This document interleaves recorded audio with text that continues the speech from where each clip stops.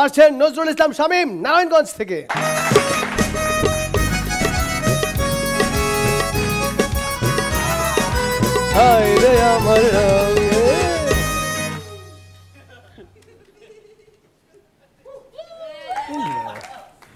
তুফান ভাই রাতের খাবার খায়া বউরে বলতেছে আমি একটু বাইরে থেকে হাইটে আসি।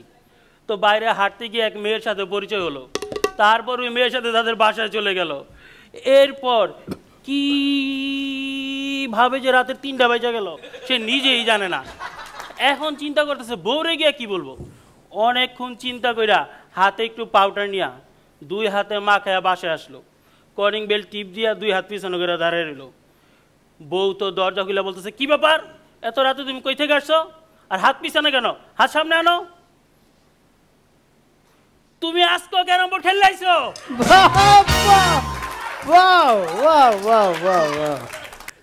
আমি এক মেয়েকে প্রপোজ করলাম, মেয়ে তো আমার উপর ভীষণ ক্ষেপে এলাকার বড় ভাইয়ের কাছে গিয়ে নালিশ করলো।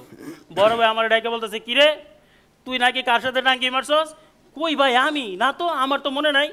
আমি তোর মনে করে দিতেছি 10/2 কামাল সাহেবের মেয়ে না তো ভাই, 13/3 জামাল সাহেবের মেয়ে না তো ভাই, 15/3 কুদ্দুস সাহেবের মেয়ে না তো ভাই। আচ্ছা আমি বুঝতে পারছি, কোনো সমস্যা নাই, তুই টেবিলে 50 টাকা রেখা চলে যা। তো আমি টেবিলে 50 টাকা রেখে বের হয়ে গেলাম। বের হওয়ার পর আমার বন্ধু আমার বলতেছে কিরে তোর কি বিচার করলো। আমি দূর কিসের বিচার, 50টা টাকা নিয়ে আরো নতুন 3টা মেয়ের ঠিকানা দিয়ে দিল। তো গেদু বসে আছে গাড়ির মধ্যে, এমন সময় তার গার্লফ্রেন্ড একটা রোমান্টিক মেসেজ দিল, জান আজকে রাতে কি একটু আদর ভালোবাসা করবা। এই মেসেজ পাই তো খুবই এক্সাইটেড। গেদু ইয়েস লেখা যখনই সেন্ড করতে যাবে ঠিক ওই সময় এক চিন্তাগিরি এসে মোবাইলটা নিয়ে দিল দৌড়। কই তুই মোবাইল নিয়ে আসছিস কোনো সমস্যা নাই, কিন্তু মেসেজটা পাঠাই দিস।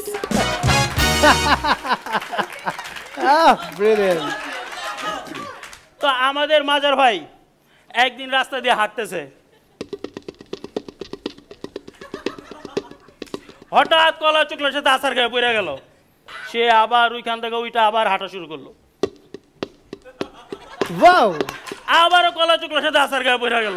এবার কোমর টোমর ব্যথা পায়া উইঠা কোনরকম হাঁটতেছে।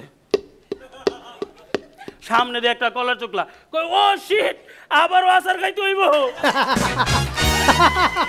Oh my God, brilliant! 2 মাতাল রাস্তা দিয়ে হাঁটতেছে, হাঁটতে হাঁটতে সামনে দিয়ে একটা ওভারব্রিজ। কই মাথা নিচু কর, মাথা নিচু কর, মাথার মধ্যে তো বাড়ি খাবি। এরপর তারা এইভাবে হাঁটা শুরু করলো। আর একটু সামনে গিয়ে দেয় আর একটা ওভারব্রিজ, কই মাথা নিচু কর, মাথা নিচু কর, আবার তো বাড়ি লাগবো। এরপর তারা হামাগুড়ি দিয়ে হাঁটতেছে। তো এক পুলিশ এই অবস্থা দেখা 2 জনের মাথায় 2টা বাড়ি মারলো।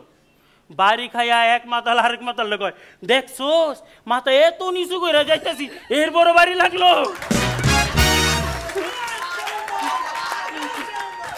তো আমাদের গেদু বিশাল এক কোম্পানিতে জব করে। একদিন তার বস এসে বললো, গেদু আজ থেকে তোমার আর চাকরি নাই। ক্যান্সার আমি তো কিছুই করি নাই, ধরি বিয়া রাখো, কিছু করোনা দেখে তো চাকরি নাই। তো আমাদের তুফান ভাইয়ের উপর আখি আপু গাড়ি উঠে দিছে। তুফান ভাই হাসপাতালে ভর্তি, তার বন্ধু গেছে দেখতে, দেখা বলতেছে ওই তুই এই রাস্তা দিয়ে না এটা ফুটপাথ দিয়ে হাঁটতে পারলি না। গুল্লি মারি তোর ফুটপাথ, ওই সময় তো আমি পার্কের ভিতর ঘুমাইতেছিলাম।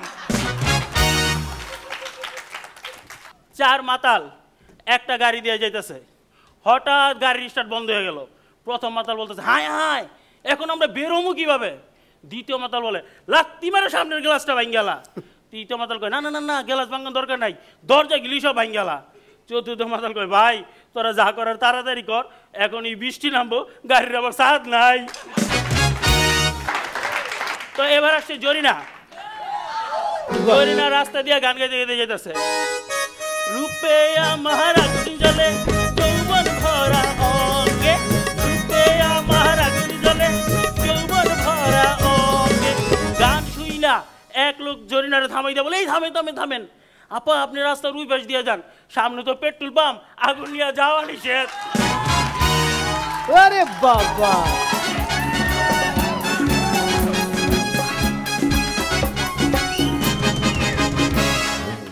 শামীম জাস্ট মানে ব্রিলিয়ান্ট পারফরমেন্স, না আউটস্ট্যান্ডিং। আমি একদম আর কিছুই বলার নাই তোমাকে, অসাধারণ। শুধু আমার একটা বলার ছিল যে হাতে এক্সট্রা পাউডার কেন লাগাতে হয়েছে, কারণ আজকাল মেয়েরা যে পরিমাণ পাউডার লাগায় এমনি হাতে পাউডার লেগে যাওয়ার কথা ছিল।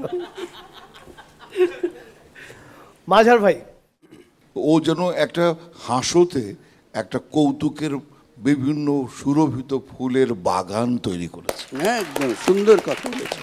কাজেই ওকে তো আমরা সর্বতোভাবে স্যালুট করবই। বাহ, শামীম, ওকে, তুমি এগিয়ে যাও। আমরা তোমার সাথে আছি কিনা জানি না, কিন্তু আমাদের হাত খুব কম্পমান তোমাকে নাম্বার দিতে। ধন্যবাদ তোমাকে। জুয়েল ভাই। শামীম, একদম জবাব নেই। তুমি সবসময় দেখিয়ে আসো এবং আজও তার ব্যতিক্রম ছিল না। এবং নিঃশব্দতা অথবা শুধুই ভঙ্গি যে কি করতে পারে সেটা তোমার নিজের শরীরে যখন হাত বুলাচ্ছিলে এবং ভঙ্গি করছিলে, সবাই হো হো করে হাসছিল।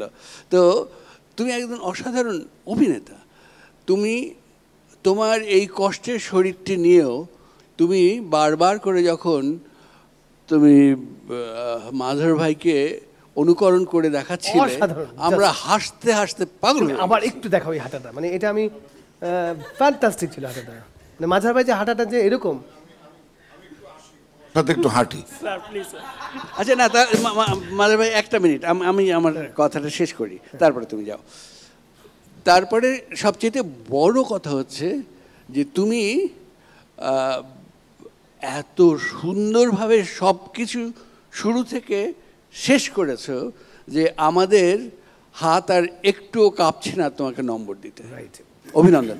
বাহ বাহ বাহ। তার কারণ আমার তো জগিং করতে হয়, ডাক্তার বলেছে, তো কাজে আমি ওর কাছ থেকে হাঁটার স্টাইলটা আবার একটু রপ্ত করি। আপনার স্টাইলটা ও রপ্ত করেছে, আপনি আসেন। আচ্ছা, দেখি দেখি, ও বাহ, হাঁটাটা দেখাও, হাঁটাটা দেখি।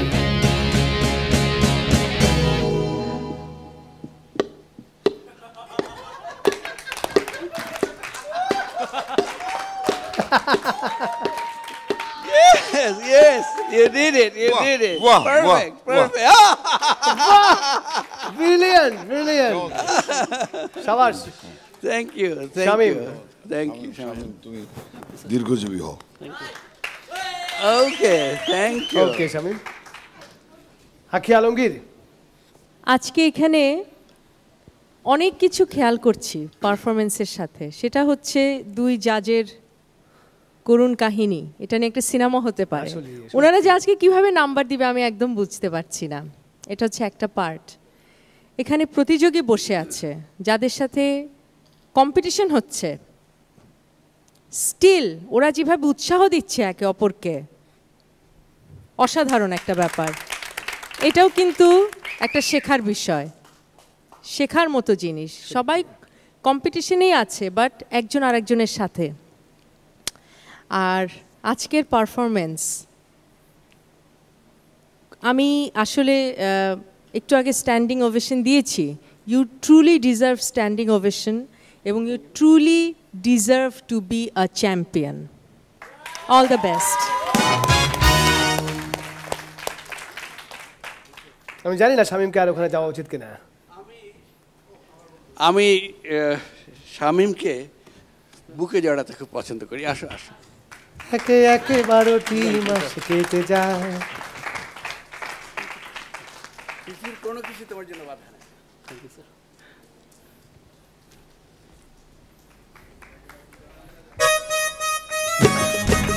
যৌবন ভরা অঙ্গে দেশের সোজা প্রান্তরে হয় রে আমার